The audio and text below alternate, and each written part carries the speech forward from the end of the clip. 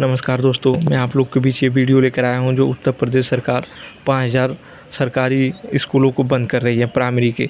और ये स्कूलों के बंद होने से क्या प्रभाव पड़ने वाला है, तो दोस्तों मैं ये सब बातें आगे चर्चा के विषय है करूँगा। लेकिन उससे पहले मैं महात्मा ज्योतिबा बाई फुले का एक कोटेशन पढ़कर आप लोग को बताऊँगा। ज्योतिबा बाई फुले जी कहते थे, विद्या बिना मति गई, मति बिना गति गई, गति बिना वित्त गया, वित्त गया तो शूद्र बना, और एक विद्या बिना इतना हास्य हुआ।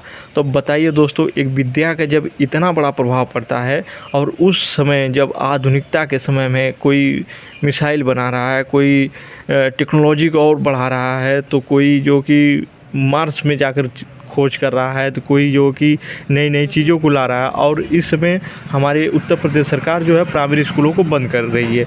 ये कहाँ तक उचित है? और अच्छा, ये प्राइमरी स्कूल बंद कर रही है जब उत्तर प्रदेश सरकार, तो इससे प्रभावित होने वाले लोग कौन है? भाइयों, एक समय था जब हमारे मुद्दा होते थे पढ़ाई और दवाई, रोटी कपड़ा और मकान, लेकिन आज हमारे मुद्दा क्या हैं? और ये मुद्दा थे जब, तो इससे लाभ कौन हुए? जब भारत गरीब था तो इतने विद्यालय बने और इतने लोग जो है कि पढ़ाई करते थे प्राइमरी विद्यालयों में। जब भारत अमीर बना तो अब पढ़ाई हो ही नहीं रही प्राइमरी विद्यालयों में। क्या ऐसा हो गया और किसको ऐसे लाभ है? तो भाइयों देखो, मैं यही करना चाहता हूँ, इससे सीधे सीधे एससी एसटी ओबीसी और माइनॉरिटी के लोग ज़्यादा प्रभावित होंगे, क्योंकि देश हमारा एक निम्न और गरीब स्तरीय देश है। हम 3 ट्रिलियन इकोनॉमिक हो जाने से, या हम बहुत ज़्यादा हो जाने से हम बहुत तरक्की नहीं कर गए। आज भी हमारे देश के नागरिक एक दिन में 61 रुपये खर्च करता है, जिसमें अमूल का दूध नहीं मिलता। ये ग्लोबल रिपोर्ट है। ये ग्लोबल रिपोर्ट है। और एक किसान 27 रुपये खर्च करता है, तो उसके बच्चे कैसे वो पढ़ाई करेंगे? और यदि आप प्राइमरी स्कूलों को बंद कर रहे हैं, ठीक है, मैं मान लिया आप प्राइमरी स्कूलों को बंद कर रहे हैं, तो प्राइवेट स्कूल वाले फीस कितना बढ़ा देंगे? कभी इसका सरकार का अंदाज़ा? आज एक प्राइवेट स्कूल में आप अपने बच्चे का एडमिशन कराएंगे तो आपको वहाँ से जूता से लेकर कपड़ा से लेकर किताब, हर चीज़ वहीं से खरीदना पड़ता है। प्राइवेट स्कूल वालों की इतनी मोनोपोली है कि पिछले 3 वर्षों में 50 से 80% जो है फीस की वृद्धि हुई है प्राइवेट स्कूलों में। और ये प्राइवेट स्कूल के बढ़ जाने से क्या, जब स्टेट की लायबिलिटी है, जब संविधान सीधे सीधे कह रहा है कि राज्य की ये जिम्मेदारी है कि सभी को शिक्षा, रोजगार और स्वास्थ्य मुहैया कराए, तो सरकारें इसको बंद कर किसको मुहैया कराने से वंचित कर रही हैं। ये एक सरोकार मुद्दा है और इस विद्यालयों को आज की डेट में बंद नहीं करना चाहिए, क्योंकि जिस क्षेत्र से हम आते हैं, हमारा पूर्वांचल का क्षेत्र है, और पूर्वांचल के क्षेत्र में लोग भले ही कहें कि जो कि विद्यालय बंद हो जाना चाहिए क्योंकि पढ़ाई नहीं होती, लेकिन सच ये है कि वहाँ पर पढ़ाई होती है। वहाँ पर आज भी जो कमाने वाले लोग हैं, दिहाड़ी हैं, मजदूरी करते हैं, दिहाड़ी मजदूरी करते हैं, या किसी के घरों में काम करते हैं, या स्वयं उतना सक्षम नहीं, तो उनके बच्चे प्राइमरी स्कूलों में पढ़ते हैं। और ऐसे लोग आपको ओबीसी और एससी एसटी में ही देखने को मिलेंगे, और उन्हीं के बच्चे वहाँ पर पढ़ते हैं। थोड़ा ही सही, लेकिन पढ़ तो रहे हैं। जब हम आज विश्वगुरु हैं, आप लोग एक तरफ कहते हैं कि हम विश्वगुरु हैं, और विश्वगुरु का क्या यही रह गया कि बच्चों को शिक्षा से वंचित किया जाए? अब कोई बच्चा अपने घर से 5 किलोमीटर कैसे जाएगा? मिड डे मील व्यवस्था इसीलिए लाई गई कि बच्चा घर से निकलकर विद्यालय तक आए, और आप उस व्यवस्था को मतलब कि एक तरीके से इनडायरेक्टली नकार रहे हैं। अगर बच्चा घर से पहले निकलकर विद्यालय तक आए, पढ़ने खाने के बहाने ही आए, लेकिन अगर आप ऐसा कर रहे हैं, उसको 5 किलोमीटर दूर कर देंगे या मर्ज कर देंगे, तो क्या वो बच्चा घर से वहाँ तक जाएगा? वो बच्चा नहीं जाएगा, क्योंकि उस बच्चे के घर की स्थिति वैसी नहीं है जैसी सबकी है, और वो मजबूर है। घर में भी वो अपना हाथ बटाता है, और जो कि विद्यालय भी उसको जाना पड़ता है। एक ज़माने में लालू प्रसाद यादव जी, जो बिहार के पूर्व मुख्यमंत्री थे, तो उन्होंने चरवाहा स्कूल खोला था। चरवाहा स्कूल इसलिए खोला था कि ताकि सभी लोग पढ़ लिख जाएं, और सभी लोग पढ़ लिख जाएंगे तो उनको शिक्षा, स्वास्थ्य, रोजगार, हर चीज़ उपलब्ध हो जाएगा। क्योंकि शिक्षा एक ऐसा हथियार है जो थोड़ा धीरे कार्य करता है, लेकिन बहुत अच्छे से कार्य करता है, और आप इसी से वंचित कर रहे हैं। और सरकार की ये जिम्मेदारी है। अच्छा, सरकार ऐसा क्यों कर रही है?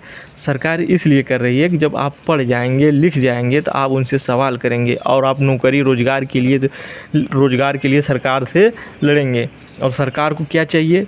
सरकार जो आपसे मत लेगी, आपका वोट लेती है, वोट लेने के बाद आप ही के मुद्दे से भाग जाती है। अब हमको ओबीसी और एससी एसटी के लोगों से हमको अनुरोध है कि हम लोग को दिल बड़ा करना पड़ेगा और नाक छोटी करनी पड़ेगी। अगर दिल बड़ा करेंगे, हम नाक छोटी करेंगे, तभी हम एकजुट हो पाएंगे और अपने वोटों का सही से प्रयोग कर सही सरकार बना सकते हैं। अगर सही सरकार नहीं बनेगी तो इसी प्रकार की सरकारें जो हैं कि आपके बच्चों को भविष्य बर्बाद करेंगी। अभी पिछले पिछले 3-4 वर्षों से चल रहा है एक मुद्दा 6800 शिक्षक वैकेंसी में घोटाला, जिसको पिछड़ा वर्ग आयोग, राष्ट्रीय पिछड़ा वर्ग आयोग ने भी माना है कि उसमें घोटाला हुआ है, और इलाहाबाद हाई कोर्ट ने भी माना है कि उसमें घोटाला हुआ है, और वो मैटर सुप्रीम कोर्ट में चल रहा है। वो बच्चे 6000 और साढ़े छः हज़ार बच्चे वो ओबीसी के हैं। अब बताइए, आपका बच्चा SC ST OBC का जो पढ़ रहा है लिख रहा है, उसको नौकरी नहीं मिल रही है, और यही चीज़ें जो कि सरकार बंद कर देगी या प्राइवेट कर देगी, तो उसमें किसको लाभ है? क्योंकि वहाँ पर आरक्षण तो उपलब्ध नहीं है। उसको लाभ सीधे सीधे उन लोगों को है जो सरकार के साथ हैं या सरकार के साथ रहेंगे, क्योंकि वहाँ पर आरक्षण है, और आरक्षण आने से पारदर्शिता सरकार की बढ़ी है, और सरकार की पारदर्शिता बढ़ने के नाते यह हुआ है कि लोग हर जगह पहुँच रहे हैं। तो और सरकार की जो मानसिकता है, विचारधारा इस समय है, वो बहुत तुगलकी फरमान की विचारधारा है। वो जब चाह रहे हैं सो कर दे रहे हैं। जैसे कि ये प्राइमरी विद्यालय बंद करना, आप कह रहे हैं कि शिक्षक नहीं पढ़ा रहे हैं, मैं मान लिया, लेकिन शिक्षक से आप काम भी तो उतना करवा रहे हैं। आप उनसे जो कि गांव-गांव के सर्वे करवा रहे हैं, आप शिक्षकों से जो कि बैल हकवा रहे हैं, तो शिक्षक पढ़ाएगा कैसे? एक प्राइवेट विद्यालय के शिक्षक कभी ये सब करते हुए आपने देखा? और आपके बच्चा यदि प्राइमरी स्कूल में पढ़ रहा है, तो आपने कभी सवाल किया कि जो मास्टर साहब हमारे बच्चों को पढ़ाते हैं, उनसे इतना काम क्यों लिया जा रहा है? वो हमारे बच्चे को पढ़ाएँगे कहाँ जाएँगे? इतना पढ़ा लिखा वो व्यक्ति एक मास्टर बनता है, और उससे जो है कि लोगों को पढ़ाने के कार्य करता है, और सरकार जो है उस सीधे सरकार उनके ऊपर वार कर रही है, जो फर्स्ट जनरेशन के लोग हैं, जो पहली बार जिन्होंने विद्यालय देखा, जो विद्यालय जाने चाह रहे थे, लेकिन उनके पास उतने पैसे नहीं होने की वजह से वो जो कि प्राइमरी में ही सही, लेकिन वो पढ़ाई कर रहे थे। तो दोस्तों देख लीजिए इसी प्रकार से आगे क्या क्या होने वाला है। आप लोग देख ही रहे हैं बिहार में इलेक्शन कमीशन क्या कर रहा है, कौन सीधे प्रभावित हो रहा है। तो यही है, जो गरीब लोग रहेंगे वो पहले प्रभावित होंगे। आप लोग को मैं एक अपनी किस्सा शेयर करना चाहूँ। अपनी किस्सा क्या कह सकते हैं, पूर्वांचल की पूरी बात है कि यदि आप पूरे पूर्वांचल में, मैं पूर्वांचल में ही जानता हूँ और आगे होगा तो आप देख लीजिएगा अपने स्तर से।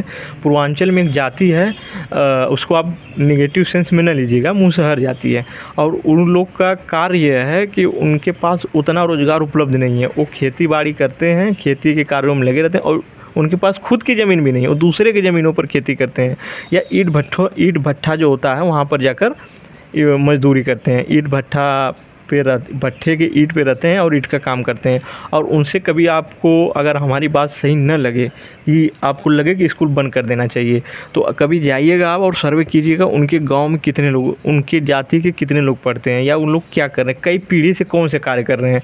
तो आपको पता चलेगा कि शिक्षा कितनी ज़रूरी है, और ये कितना इम्पॉर्टेंट रोल अदा कर रही थी जो प्राइमरी विद्यालय था। और इसको बंद करना एक तरीके से SC ST और OBC के लोगों को ख़ास तौर पर चोटें आने वाली हैं, क्योंकि इससे प्राइवेट स्कूल जो हैं अपनी फ़ीसों को और बढ़ा देंगे, क्योंकि अब इनका कंपटीशन रहा ही नहीं। अभी जैसे चाहेंगे वैसे करेंगे, और ये प्राइमरी विद्यालय बंद हो जाएंगे तो जो पैसे नहीं दे पाएंगे, उतना पे नहीं कर पाएंगे, वो कहाँ पर जाएंगे? उनके बच्चे घर पर रह जाएंगे, वो पढ़ाई नहीं कर पाएंगे। कोई 5 किलोमीटर आज की डेट में छोटा बच्चा कौन लेकर जाएगा? उनके माता पिता खाना सुबह बनाकर काम पे निकल जाते हैं, और उसको विद्यालय ले जाना लेकर आना कितना मुश्किल कार्य है। और बीच में कोई दुर्घटना हो गई, कुछ बात बन बिगड़ गई, तो उसकी जिम्मेदारी कौन लेगा? ऐसे था कि उनके ग्राम पंचायत में या बगल वाली ग्राम पंचायत में मिनिमम प्राइमरी तक तो स्कूल थे ही थे, और उसको अगर बंद कर देगी ये गवर्नमेंट तो बहुत प्रभाव पड़ने वाला है। और मेरी बात न मानना है तो आप जाइएगा, देखिएगा विद्यालयों में सर्वे कीजिए और पता कीजिए उन कहाँ के बच्चे, किस लेवल के बच्चे, किसके बच्चे पढ़ने आते हैं, तब आपको पता चलेगा। और ये राज्य की जिम्मेदारी बनती है कि सभी को शिक्षा दिया जाए। दोस्तों हम लोग को एकजुट होना चाहिए, और एकजुट होकर इस बात पर विचार करना चाहिए कि हमारे जो एक ज़माने में मुद्दे हुए करते थे कि शिक्षा, स्वास्थ्य और रोज़गार, शिक्षा, स्वास्थ्य और रोज़गार, कपड़ा और मकान, लेकिन आज ये मुद्दे कहाँ चले गए? ये मुद्दे कितने जनसुरोकर, कितने तब प्रासंगिक थे, कितने आज प्रासंगिक उतने ही हैं, उससे भी ज़्यादा हैं। इस समय भारत में सबसे ज़्यादा जो है कि खाई बनी हुई है अमीर और गरीब की। इतनी अमीर और गरीब की खाई अंग्रेज़ों के समय में भी नहीं थी जितनी इस समय भारत में है। और एक कहा जाता है कि भारत में सबसे ज़्यादा टैक्स अदा करने वाले आम पब्लिक है। 80% भारत सरकार को टैक्स आम नागरिकों से प्राप्त होता है। और भारत सरकार जो कि आम नागरिकों के भलाई में, जो कि उत्तर प्रदेश सरकार आम नागरिकों के भलाई में जो कार्य था, प्राइमरी स्कूल जो इससे किसके बच्चे पढ़ते हैं? आम नागरिक, लेकिन इसको सरकार बंद कर रही है। और इससे लाभ किससे होगा? जो बिजनेसमैन है, प्राइवेट प्राइवेट विद्यालय सीधे सीधे पूंजीपतियों के विद्यालय हैं और इसमें केवल बिजनेस ही होता है। धन्यवाद दोस्तों, इसी तरह से खबर से बने रहने के लिए हमारे यूट्यूब चैनल पर जुड़े रहिए। इस तरह से हम खबर आप लोग के बीच लेकर आते रहेंगे।